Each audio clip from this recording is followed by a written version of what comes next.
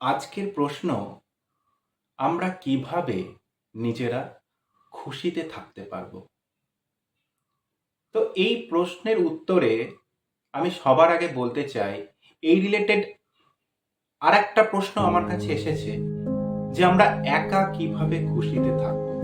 আমি দুটো প্রশ্নেরই উত্তর আজকে একটা ভিডিওর মাধ্যমে আলোচনা করছি। তো এই যে একা একা শব্দটা কোথায় থেকে এসেছে প্রথম আমাদের জানতে হবে। তো এই একা শব্দটা এসেছে একাকিত্ব থেকে।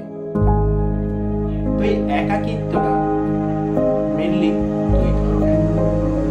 এক হচ্ছে ফিজিক্যালি একাকিত্ব, এক হচ্ছে মেন্টালি একাকিত্ব। আমি দুটো এক্সাম্পলই বোঝাচ্ছি। তো এই ফিজিক্যালি একাকিত্বটা কি? যে ধরুন আপনি রোজ কোনো জায়গায় বেড়াতে চান। এখানে অনেকেই দেখছেন যারা পড়াশোনার সঙ্গে অ্যাটাচ করেছেন, বা কেউ হয়তো দেখছেন যারা চাকরি সূত্রে বা কর্মসূত্রে বিভিন্ন জায়গায় অ্যাটাচ রয়েছে। তারা হয়তো প্রত্যেকেই নিজেদের কাজ কমপ্লিট করার পর বা নিজেদের স্টাডি কমপ্লিট করার পর তারা প্রত্যেকেই কোনো একটা জায়গায় গিয়ে আড্ডা দেয়। কিন্তু কোনো এক কারণবশত আজকে হয়তো আড্ডাটা দেওয়া সম্ভব হচ্ছে, বা হয়তো আজকে ঝড় বৃষ্টির জন্য আজকে কিন্তু সেই আড্ডাটা হচ্ছে। সেই মুহূর্তটা কি? সেই মুহূর্তে আপনার একাকিত্ব লাগতে পারে। এটা একটা পয়েন্ট। মেন্টালি একাকিত্বটা কি? মেন্টালি একাকিত্ব হলো যে আপনি দিনে ঘন্টার পর ঘন্টা ফেসবুক, ইউটিউব, ইনস্টাগ্রাম বা সোশ্যাল নেটওয়ার্কে স্ক্রল করেই চলেছেন। তবু আপনার কোথাও মনে হচ্ছে দিনের শেষে যে আপনি ভীষণ একা। এই যে একা একা আমরা এই দুটোর উত্তরে আজকে আমরা আলোচনা করব। নমস্কার, আমি দেবজ্যোতি চক্রবর্তী। আমার দেবজ্যোতি চক্রবর্তী ব্লগস চ্যানেলে আপনাদের সবাইকে জানাই স্বাগত। আজকের আলোচনার বিষয় ছিল যে আমরা কিভাবে নিজেরা খুশিতে থাকতে পারি। তো প্রশ্নটা দুই ধরনের যেহেতু আমরা করে এসেছি, যে মেন্টালি এবং ফিজিক্যালি বলতে কি? আপনার বন্ধু নেই, আজকে আপনি ঘরে রয়েছেন, নিজেকে ডেভেলপ করার চেষ্টা করুন, একটু বই পড়ুন বা নিজের বাড়ির সাথেও সময় কাটান। দেখবেন সেই একাকিত্বটা আপনার মধ্যে কিন্তু আর নেই। এবার আসা যাক মেন্টালিতে। মেন্টালি একাকিত্বটা অর্থাৎ আমরা একাকিত্বটা কখন অনুভব করব? যখন ধরুন, আমি একটা ছোট্ট এক্সাম্পল দিই। আপনার কোনো বন্ধু বা আপনার কোনো কলিগসের একটা দামি মোবাইল রয়েছে বা দামি কোনো লাক্সারিয়াস কার রয়েছে, তাতে কি সে খুশি রয়েছে? আপনি তাকে সেই প্রশ্নটাকে করতে পারবেন যে বন্ধু বা ভাই, তুই কি সত্যি খুব হ্যাপি আছিস? দেখবেন তার কাছেও কোনো একটা উত্তর আসবে, না রে, আমার জীবনেও প্রবলেম রয়েছে। আজ অব্দি কোনো মানুষ বলবে না তার জীবনে প্রবলেম নেই। প্রত্যেকটা মানুষের প্রত্যেক রকম আলাদা আলাদা নিজস্ব প্রবলেম রয়েছে। আপনি সেই বন্ধুকে দেখে আপনি একটা দামি মোবাইল ফোন কিনে আনলেন এবং তার ইএমআই চালাতে চালাতেই আপনার টাকা শেষ। আপনি কোনো বন্ধুকে দেখে একটা লাক্সারিয়াস কার ঘরে নিয়ে এলেন, তারও ইএমআই মেটাতে মেটাতে আপনার ব্যালেন্স শেষ। সেটাই কি হ্যাপি থাকা? প্রশ্নটা করুন নিজেকে, সেটাই কি হ্যাপি থাকা? কখনোই নয়। আমার যদি সেই ইএমআই ভরতে ভরতে আমার ব্যালেন্স যদি শেষ হয়ে যায়, তার থেকে বরং আমি একটা কম দামের মোবাইল ইউজ করব, আমি তাতেই খুশি থাকব। ঈশ্বর আমাদের প্রত্যেককেই পাঠিয়েছেন জীবনের ফুলফিল করে। আমরা নিজেরাই নিজেদেরকে ভুল বুঝি, নিজেরাই নিজেদেরকে বুঝতে পারি না, যার জন্য আমাদের একাকিত্বতা মনে হয়। ঘরে আছেন, বই পড়ুন। হ্যাঁ, আমি আবারও বলছি, বই পড়ুন। অনেকে আমাকে প্রশ্ন করবেন, দাদা আমার তো বই পড়তে ভালো লাগে না। আপনারা তো প্রত্যেকেই গ্র্যাজুয়েশন বা আরো অনেক ডিগ্রি কমপ্লিট করেছেন। সেই কমপ্লিট করার সময় আপনারা তো বই পড়েছেন। সেই বইয়ের যে বিষয়বস্তু ছিল সেই বিষয়বস্তুকে ভালো না বেসেও আপনাদের তো পড়তে হয়েছে। একটু চিন্তা করে দেখুন তো, সেই জিনিসগুলো যখন আপনাদের বাধ্য হয়ে পড়তে হয়েছে, সেই জিনিসগুলো তো আপনারা বুঝতে পেরেছেন তার মধ্যে কি রয়েছে, সেই বিষয়বস্তুটা কি রয়েছে সেটা তো আপনার বুঝতে হয়েছে। তাহলে এখন কেন আপনি বই পড়তে পারবেন না? একটা সময় পিছনে গিয়ে দেখুন, এখানে ভিডিওটা যারা দেখছেন আশা করছি প্রত্যেকেই যখন আপনারা ছোট ছিলেন সেই মুহূর্তে এত স্মার্টফোন কিন্তু আমাদের হাতের নাগালে ছিল না। তখনও তো আমরা ভালো থাকতাম, তখনও তো আমরা হ্যাপি থাকতাম। আমি গ্রামের দিকে ছেলে মেয়েদের জন্য বলছি, সেই বিকেল বেলাটা হলে যখন আমরা ভাবতাম যে কখন আমরা ক্রিকেট খেলতে যাব বা কখন আমরা সেই ফুটবল খেলতে যাব, সেই চিন্তা ভাবনাটা যখন আমরা করতাম তখন তো আমরা নিজেদের মধ্যেই হ্যাপি থাকতাম। তাহলে আজ কেন পারবো না? আমি শহরের ছেলে মেয়েদের জন্য বলছি, তারাও প্রত্যেকেই হয়তো বিকেলে কোথাও গিয়ে আড্ডা দেয়, বা বিকেলে হয়তো কোথাও তারা হয়তো কোনো জায়গায় কিছু পড়তে যায়, সেটা কোনো গান হতে পারে, কোনো আঁকা হতে পারে। তখন তো স্মার্টফোন ছিল না, তা সত্ত্বেও তো আমরা হ্যাপি থাকতাম। কেউ আসবে বলে আমরা হ্যাপি থাকতাম। কি আমি ঠিক বলছি?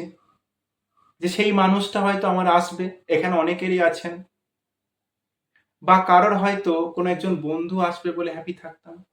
অর্থাৎ এই যে হ্যাপি থাকাটা, এই যে খুশি থাকাটা, এটা নির্ভর করে সম্পূর্ণ আমাদের নিজেদের ওপর। হ্যাঁ, তোমরা প্রত্যেকেই যথেষ্ট, আপনারা প্রত্যেকেই এনাফ, আপনাদের কারোর কোনো কাউকে প্রয়োজন নেই। এই যে ঘন্টার পর ঘন্টা আপনারা স্ক্রল করছেন ফেসবুক, ইনস্টাগ্রামে, ধরুন আপনারা কোনো টেকনিক্যাল ইস্যুর জন্য 2 দিন বা 3 দিন ভিডিও বা ফটো আপলোড করতে পারলেন না। যে বন্ধুগুলোর সাথে আপনি চ্যাট করতেন ঘন্টার পর ঘন্টা, তারা কি আপনার জন্য খোঁজ নেবে? বা তারা কি আপনাকে জানতে চাইবে আপনি কোথায় ছিলেন? বা ধরুন আপনার বাড়িতে কোনো সমস্যা হলো, সেই যে বন্ধুগুলোকে আপনি সময় দিতেন, তারা কি আপনার কাছে আসবে? আপনার কাছে কারা আসবে? আপনার বাড়ির লোক এবং হাতে গোনা কয়েকজন বন্ধু মাত্র। কাজেই যখন একা থাকবেন, নিজেকে কখনোই ভাববেন না যে আপনি একা। আর যখন একা মনে হবে, সব থেকে ভালো উপায় হচ্ছে আপনি নিজেকে ডেভেলপ করুন। ধরুন আপনি কোনো জায়গা থেকে এলেন, আপনার নিজের আজকে একাকিত্বতা মনে হচ্ছে, আপনি কোনো স্কিল শিখুন। অবশ্যই হতে পারে কারোর হয়তো ছোট থেকে ইচ্ছা রয়েছে আমি ভালো আঁকা শিখবো, বা কারোর হয়তো ছোট থেকে ইচ্ছা রয়েছে আমি ভালো নাচতে শিখবো। আজকে হয়তো সে অনেক বড় হয়ে গেছেন, বা হয়তো তার সময়ের অভাবে সে আজকে শিখতে পারছেন না।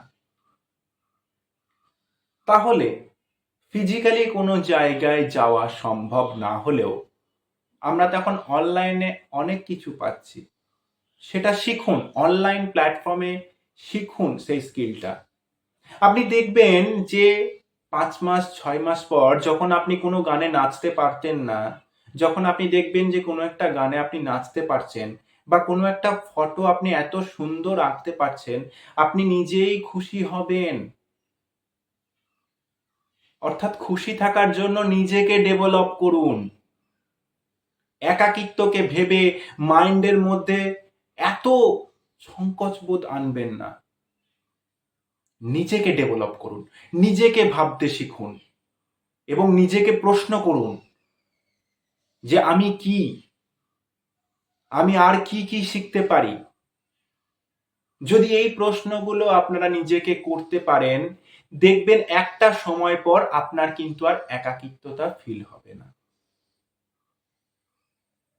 আপনি এই যে মোবাইল ফোনটা কিনে ইএমআই দিয়েই যাচ্ছেন, আপনি একটা লাক্সারিয়াস কার কিনে সেটাকে রাস্তা দিয়ে ছোটাচ্ছেন, সেটাই কিন্তু আপনার হ্যাপিনেস নয়। অর্থাৎ হ্যাপিনেসটা কি? যেটাতে আপনি এবং আপনার পরিবার খুশি থাকবে, যেটাতে আপনি অন্যদের থেকে আলাদা হবেন, যেখানে আপনি নিজের স্কিল ডেভেলপ করতে পারবেন। সেটাই হচ্ছে আপনার হ্যাপি থাকার একমাত্র মূল রহস্য। জীবনকে প্রশ্ন করুন, জীবনকে উপভোগ করুন। আর 5 জনকে দেখুন না, কোনো একজন বড় ব্যক্তি যদি পারেন তাহলে আপনি কেন পারবেন না? যে ব্যক্তিগুলো আজকে সফল হয়েছেন তারা কি সবাইকে সবসময় সাপোর্টে পেয়েছে? পায়নি। কিন্তু তারা কি করেছে? নিজেদের উপরে তারা কাজ করে গেছেন। হ্যাঁ, 5 জন 5 রকম কথা অবশ্যই বলবে, কিন্তু সেই নেগেটিভ মানুষকে ভেবে চললে হবে না। আমরা পজিটিভ ভাববো এবং নিজেদেরকে ডেভেলপ করব। আমি একটা খুব ছোট্ট এক্সাম্পল দিই, যারা এখানে কলেজ স্টুডেন্ট বা স্কুল স্টুডেন্ট বা তার থেকে বড় যারা রয়েছেন তারা অনেকেই বুঝবেন। যারা গার্লফ্রেন্ড বয়ফ্রেন্ড এমনকি যাদের ব্রেকআপ হয়ে গেছে তারা তো অবশ্যই বুঝবেন যে 5 বছর আগে যখন একজন মানুষ আপনার জীবনে ছিল সেই সময় আপনি কি খুব খুশিতে ছিলেন, কিন্তু সেই মানুষটি যখন আপনার জীবন থেকে চলে গেছে আপনি হয়তো ভাবছেন আপনি খুব বড় একা হয়ে গেছেন। একটু চিন্তা করে দেখুন যে সেই 5 বছর আগে সেই মানুষটি আপনার জীবনে আসার আগেও তো আপনি হ্যাপি ছিলেন, আপনি খুশিতে ছিলেন। সেই 5টা বছর তার সাথে আপনি খুশিতে ছিলেন। তাহলে এখন আপনি কেন দুঃখ পাচ্ছেন?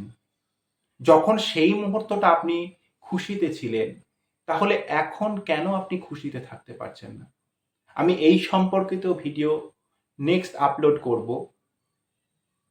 তো আজকে আমরা জানলাম যে কিভাবে আমরা নিজেদেরকে হ্যাপি রাখতে পারবো বা কিভাবে আমরা নিজেকে খুশি রাখতে পারবো।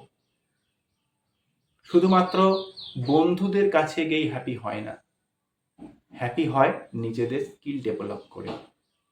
হ্যাপি হওয়া যায় নিজেদের পরিবারের সাথে সময় কাটিয়েও, কারণ একমাত্র নিজের পরিবারই কিন্তু আপনাকে সাথে নেবে। হ্যাঁ, হতে পারে কয়েক বন্ধু হতে পারে। তো আজকের আলোচনার বিষয় ছিল যে আমরা কিভাবে খুশিতে থাকব।